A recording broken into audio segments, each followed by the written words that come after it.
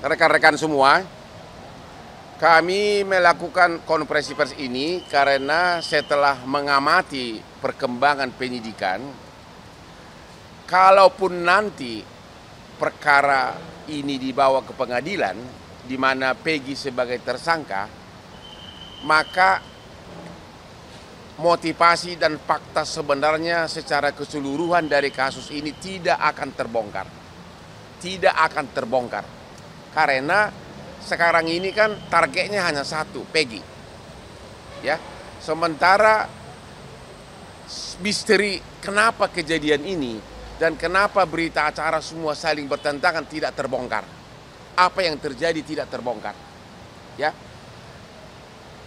Penyidik nanti sama jaksa hanya akan berpatokan kepada hukum acara pidana formil. Dia akan mengatakan 2 alat bukti cukup. Peggy bersalah. Dia akan mengatakan begitu. Akhirnya kasus ini akan menguap dengan sendirinya. Akan berakhir di situ. Sementara yang apakah benar fiktif atau tidak akan lagi ditindaklanjuti. Maka kami dari tim Hotman 911 yang sebagai kuasa hukum dari keluarga Vina berpendapat kasus ini sebaiknya penyidikannya sementara ditunda dulu agar Pak Jokowi membentuk tim pencari fakta yang netral, terutama dari para ahli hukum pidana dari universitas untuk menyelidiki fakta sebenarnya, dan setelah terkumpul nanti baru diserahkan kepada penyidik untuk dilanjutkan ke kejaksaan dan persidangan. Jadi sekali lagi, kami tidak menyatakan kasus ini dihentikan. Jangan ada yang nanti yang ember lagi. Kami tidak menyatakan kasus ini dihentikan. Justru kami ingin kasus ini terbongkar secara keseluruhan. Ini tidak mungkin lagi terbongkar secara keseluruhan kalau hanya mengandalkan penyidikan yang sekarang yang fokusnya hanya Peggy. Karena proses penyidikan sekarang hanya terhadap Peggy. Ya. Itu tidak mungkin lagi terbongkar apa kejadian tahun 2016. Kenapa BAP-nya begitu lengkap di 2016 dan sekarang tiba-tiba BAP 2016 dirontokkan di penyidikan sekarang. Ya.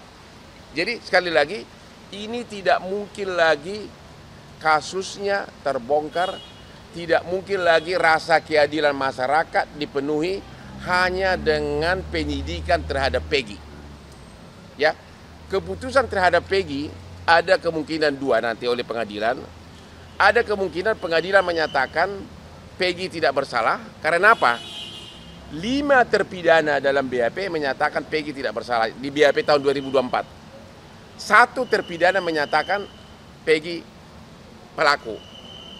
5 lawan 1 mana yang berlaku?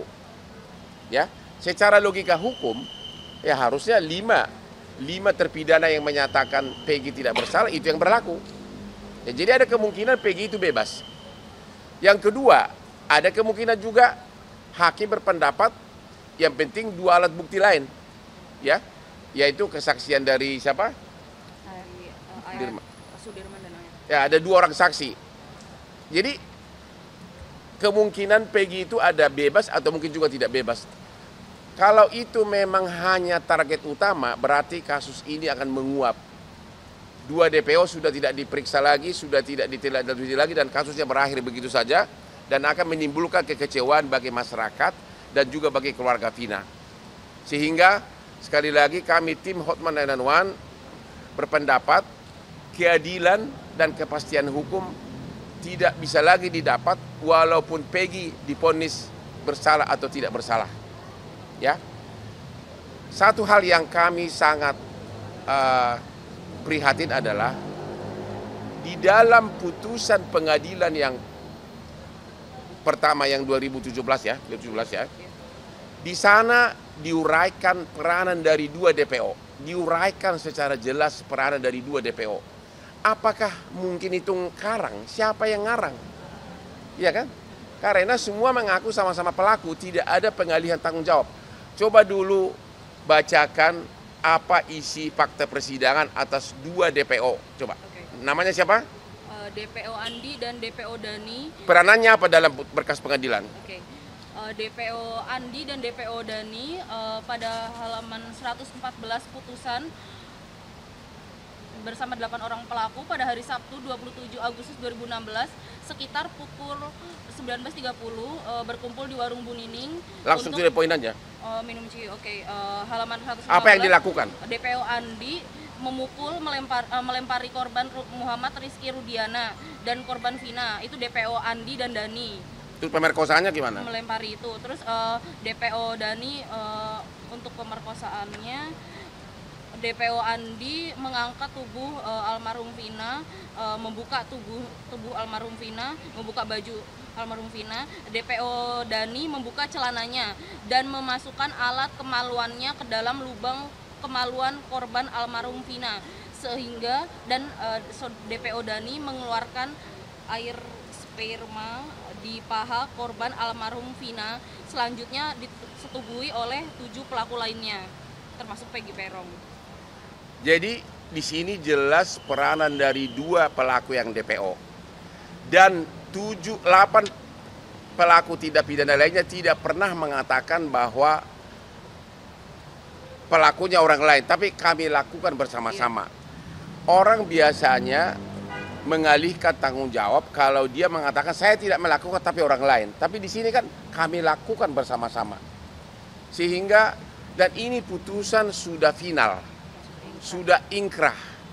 Sekarang dirubah lagi dengan penyidikan yang begitu singkat.